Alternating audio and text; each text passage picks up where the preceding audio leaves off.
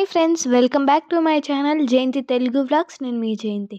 ఈరోజు కాలీఫ్లవర్ బజ్జీ ఎలా చేసుకోవాలో చూపిస్తున్నాను.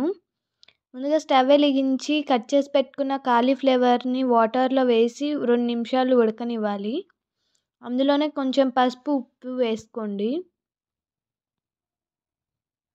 2 నిమిషాల తర్వాత స్టవ్ ఆఫ్ చేసుకొని ఇప్పుడు ఒక మిక్సింగ్ బౌల్ తీసుకొని 1 కప్పు వరకు శనగపిండిని అందులో వేసుకోవాలి.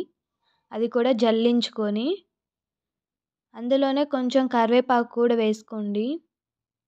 అలాగే కొంచెం జీలకర్ర, టేస్ట్‌కి సరిపడా సాల్ట్,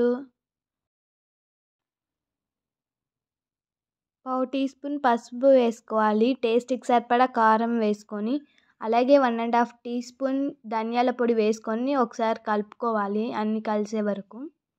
ప్లీజ్ కొత్తగా మన ఛానల్ని ఎవరైనా చూస్తున్నట్టయితే సబ్స్క్రైబ్ చేసుకోండి. బెల్ ఐకాన్ని ఆన్లో పెట్టుకోండి. నేను ఎప్పుడు వీడియోస్ పెట్టినా నోటిఫికేషన్ వస్తుంది. పిండిని బజ్జీ పిండిలాగా కలుపుకోవాలి. బజ్జీకి ఎలా ఉంటుందో అలాగా.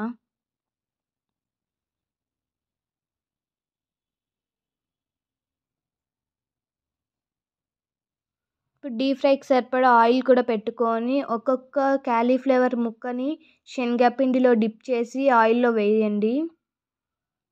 సేమ్ అంతా ఇవి కడాయి ఫుల్ అయ్యేంత వరకు అలాగే వేయండి.